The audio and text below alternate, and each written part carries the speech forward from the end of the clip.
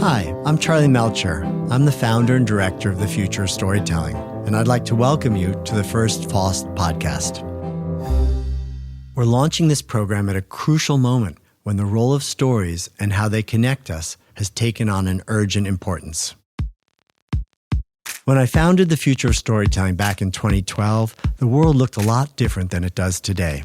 Stories were for the most part created to be passively consumed rather than actively engaged with. Technology was beginning to change that. There were seeds of augmented reality and artificial intelligence, voice interaction, and virtual beings. And so I founded the Future of Storytelling to bring the world's greatest minds together to answer a simple question. How do we use these amazing new technologies to tell more powerful stories? That is still an animating question for us. This year, we saw the world's first interactive Super Bowl ad. We saw blockbuster movies that were filmed and directed in VR. We saw newspapers publish augmented reality journalism online, screenplays written by AIs, holograms you could sit down and talk with, and I could go on and on. As these technologies have matured and the art of storytelling has evolved, our ambitions have grown. And we've added new questions. Beyond how do we use these technologies to tell stories, how do we use these technologies and talents to tell stories that will bring about positive and lasting impact? The theme for this year's annual summit is Better Stories for a Better Future.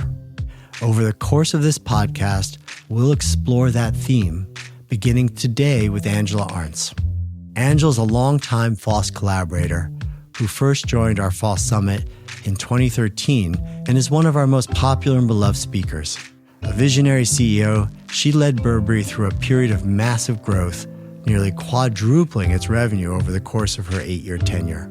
Later, as the senior vice president of retail at Apple, she led an effort to revolutionize Apple's retail strategy through an initiative that focused on building trust by empowering customers and creating community.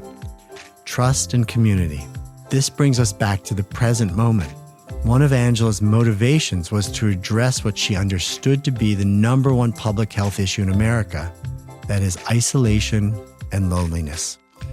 We recorded this conversation with Angela long before COVID-19 had risen to the level of a pandemic, and yet much of it feels strikingly relevant.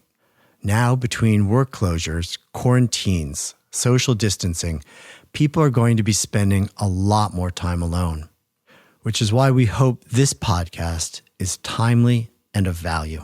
We'll be bringing you authentic conversations with some of the world's best storytellers, from media marketing to technology and the arts, who are striving to create greater human connections and empathy through their work.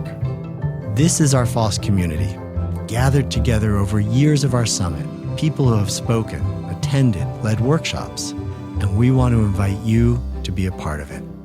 Stories have that unique ability to bridge divides, to overcome isolation, and to make us feel part of something bigger than ourselves. The world needs to learn from the best storytellers now more than ever. At this moment, the date of our summit is in question. We're currently scheduled for June 3rd and 4th here in New York, but we're weighing if we should postpone it till the fall. It's a daily discussion in our virtual office. For now, this series is how we'll stay in touch. I'll be here each week as we figure out together how stories can help us connect, survive, and thrive. Thank you so much for spending some time with us. So without further ado, I'd like to introduce Angela Ahrendts.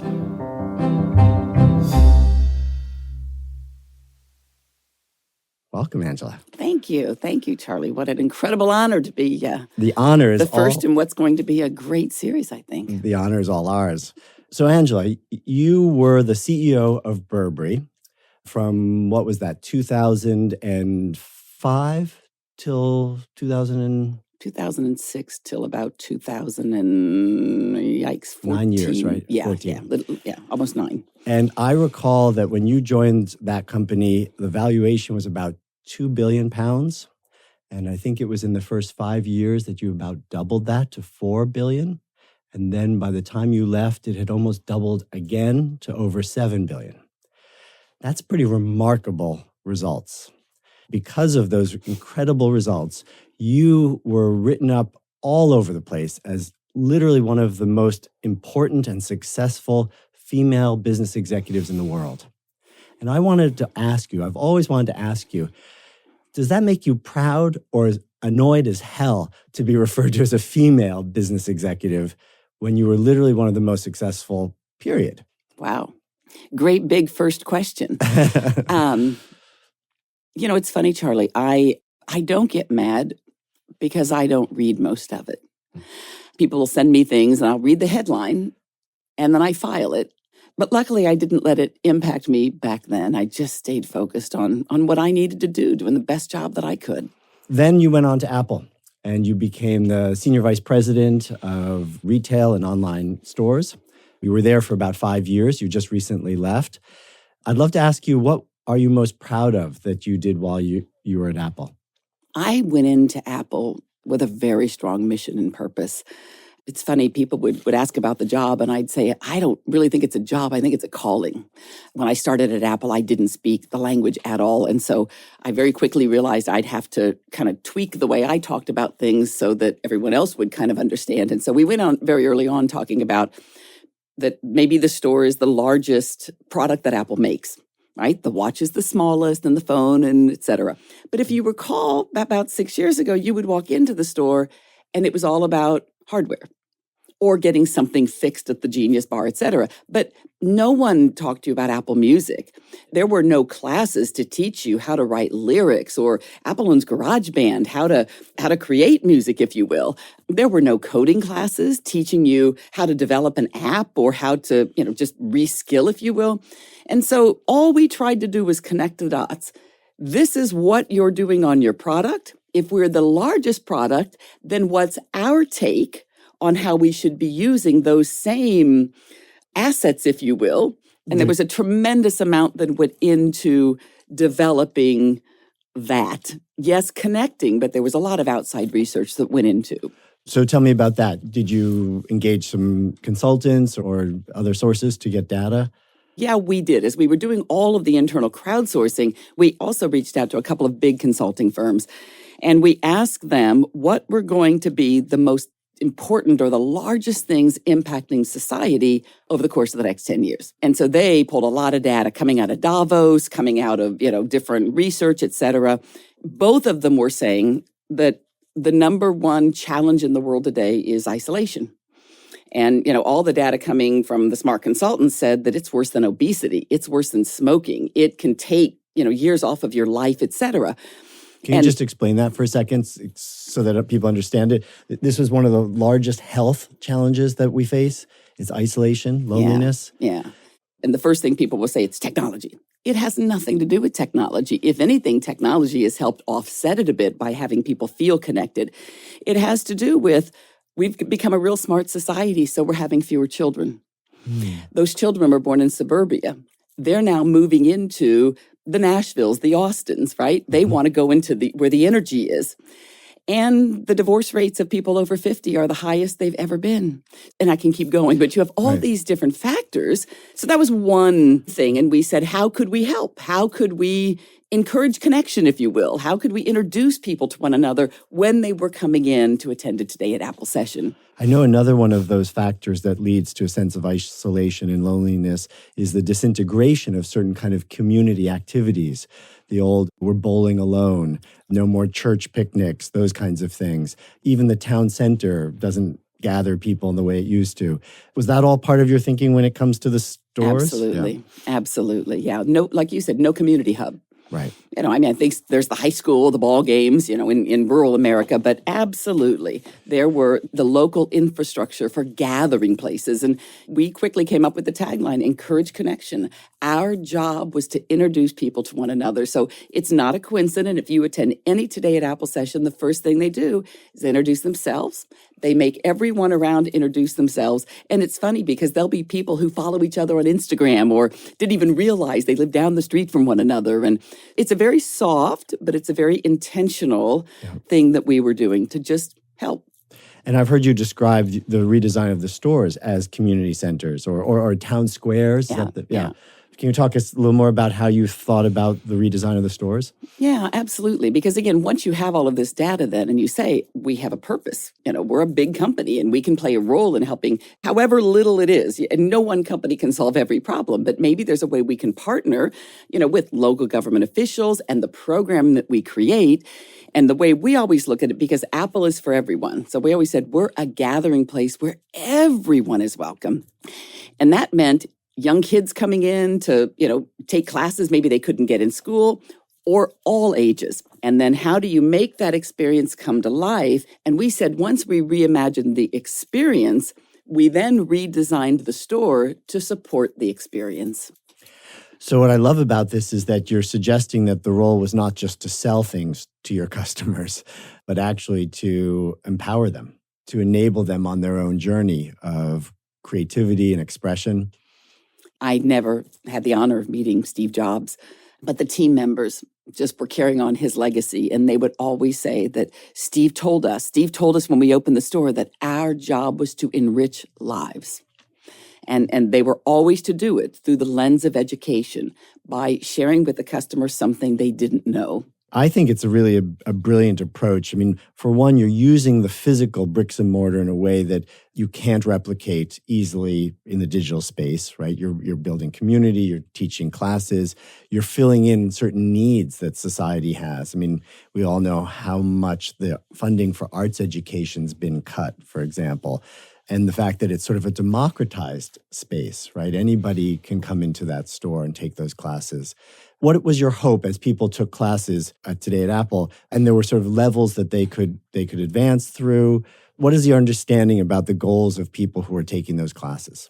Yeah. And let me back up a second, because there were three huge factors that we learned, again, from the crowdsourcing exercise as well as from the really smart consultants. The second thing they said was going to impact society over the course of the next 10 years was automation. And the number of blue-collar jobs that would be impacted, people that would need to be reskilled. And the third most important thing they said was that the role that artificial intelligence and the impact it would have on what they called white-collar jobs, lawyers, doctors, etc. And their estimations were that a third of both of those jobs could be disrupted in the next 5 years. And so the whole, again, genesis of today at Apple was, if we know this is coming, then in some little way, can we come up with something? And we said, we can't totally reskill, but can we inspire them to learn something new? What do you really think the role of a company is today?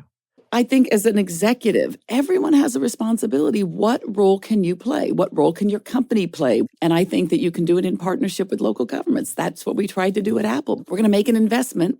Where should we do this where we can actually help you? And we did that in the top cities around the world so that we knew wherever we were going to invest, it would make the impact. It would help and be better for the greater good of the whole.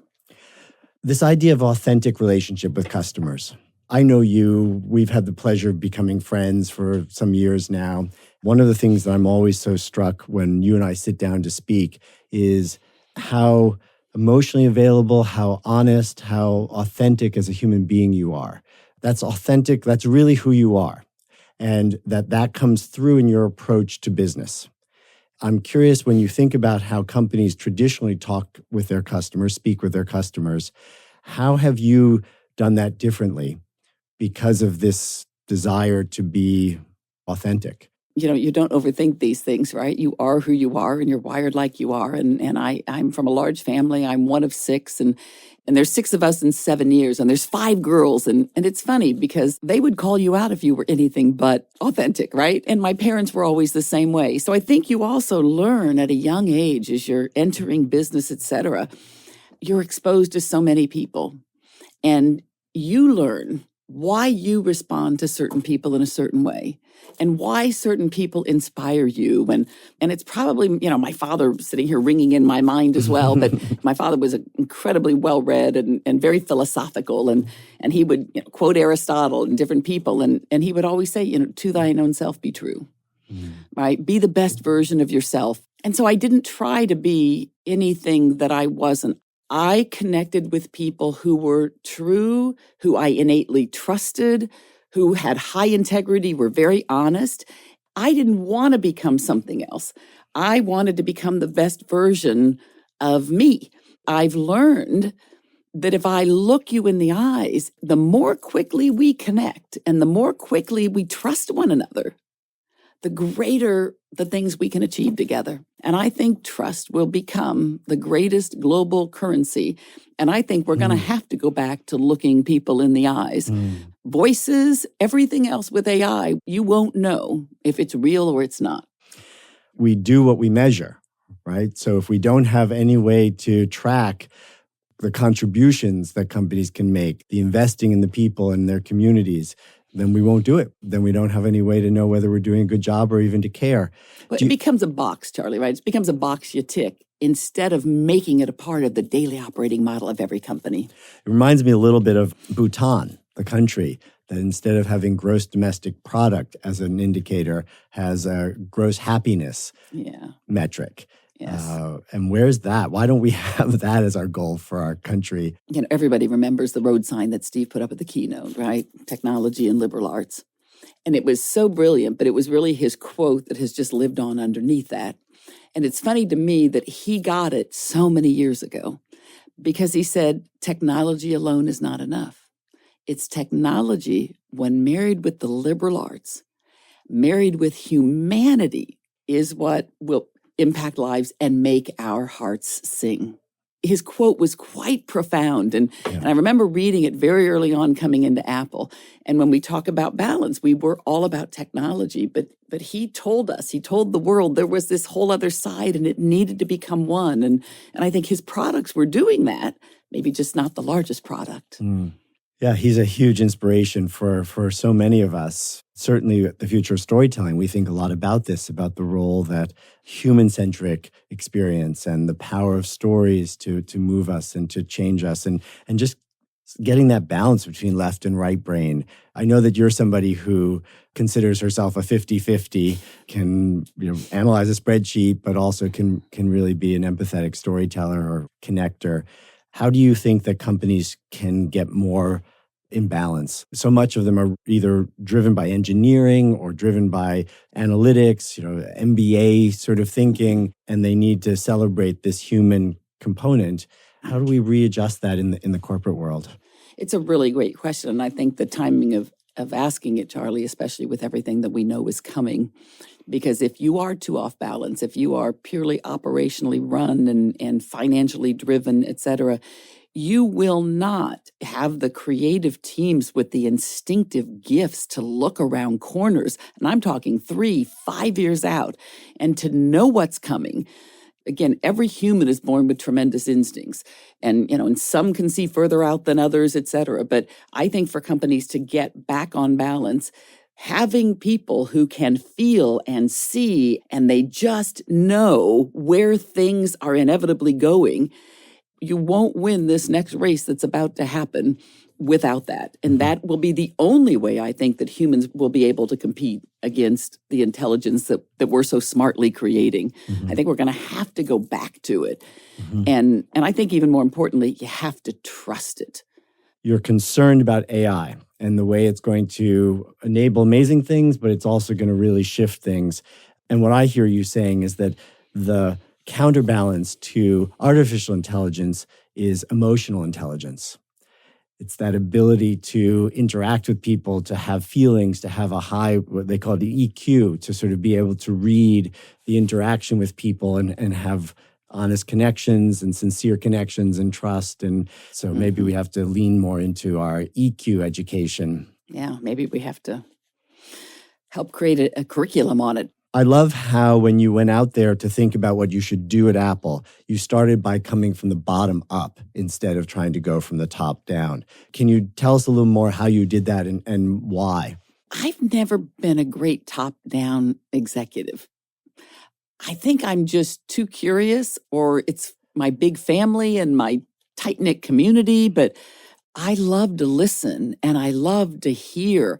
I work better when it's just uniting everyone around something so much bigger than themselves. And And it's so much more fulfilling for me personally. So, If only we had more people like you running our government. oh, Sorry. We need to get back to thinking about things that are bigger than us individually. We need to get back to thinking about our collective challenges. Tell me what you think is happening with retail today. The whole idea of retail, I mean, we see these big boxes sort of empty. We see malls not having the traffic they used to have. Do you have any thoughts about where retail's heading today? physical retail. Physical retail, sorry. I think there is still a role for physical retail. As humans, as people, we want to be with other people. I still think that you're going to need a place for experiences, whether it's just a meal, whether it's, and it won't be everywhere. We are overstored in America. But I think the big centers that have evolved, where they're doing a third of their business in food and beverage today and entertainment, they will absolutely survive. And I think that the great streets and the great cities, walk Nashville, walk Austin, go to Portland. I mean, there are, some exciting things happening in, some of the smaller cities. There's a real resurgence. But I think the big cities need to step it up a bit. And I remember going to one of your key stores in London, Burberry stores, and I went in and all of a sudden there were screens all over the store and it started to rain. And I had this sensation of literally being in a rainstorm as I watched water drops come down and pick up and go faster and faster. And if I remember correctly, the sound was actually people clapping, snapping, right? It was an amazing immersive experience in the middle of this beautiful store, driven by technology, but also driven by something so naturally human, like, people snapping their fingers. It just made me think, it was one of those early examples for me of seeing retail transform into immersive theater, almost into experiential play. And since then, I've been seeing a lot of people doing this. I mean, a lot of different examples, whether it's something like Meow Wolf, which is not retail, but it's taking over old empty spaces and turning them into entertainment, or something like what Starbucks is doing with its roasteries, which are these incredible places to go and feel like you're at the factory, the coffee factory. Yeah, brands have such opportunities. And it's funny, if more brands thought of themselves as a great story. When we started at Burberry, we said, we're not writing another novel. We're going to write some new, exciting chapters of this incredible brand story that's already been told. Everything we did at Burberry, everything that the creative media team came up with, it was all to reinforce that brand story. I used to say, it's not a coincidence that no matter where you were in the world, the first person who greeted you at the door had a British accent. Because subliminally, that reinforced that you were now in a British brand. And why the snapping in the rain? Because Burberry started as a raincoat company, right? So it's not doing something just to do something. It's doing something that helps your story go deeper. All of us, as we come into these companies, it's our responsibility to write more exciting, great chapters, right? Founders had a vision, and they took it that far. And we just need to make it relevant and then pass the baton on to the next generation. And the other thing I was so blown away by that store was the magic mirror.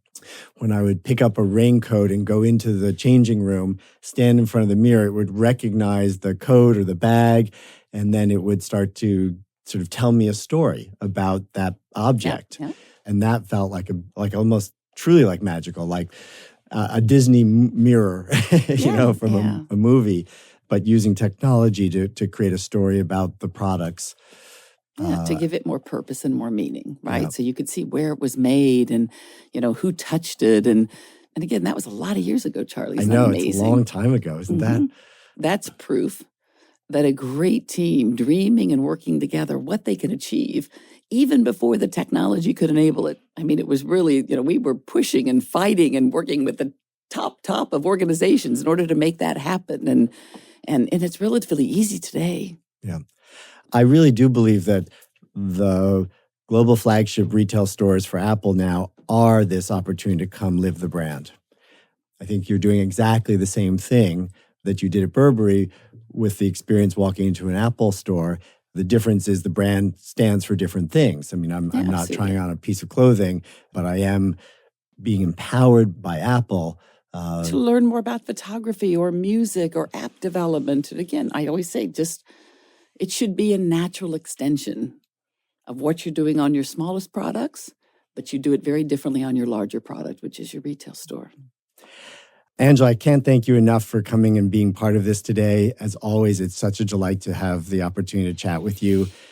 Thank you from the bottom of my heart. No, it's an honor. It's an honor, and good luck on this podcast series. I am so excited to be the first. Thank you. Take care. Thank you so much for listening to our first episode, and a special thank you to Angela Ahrendts for a lively conversation. It would be a great help to us if you'd be willing to spread the word about our new show. There are 2 small things you can do to support us. First, please make sure you subscribe wherever you subscribe to podcasts. And second, if you can think of someone who might be interested in our show, please pass us along to them. Word of mouth is entirely what makes shows succeed, and we'd like to continue making our program for you. Thank you for your time, and a big thank you to our brilliant production partner, Charts and Leisure. We'll see you next week with another conversation. Please be well and be safe. For more information about Future of Storytelling, visit us at FoST.org.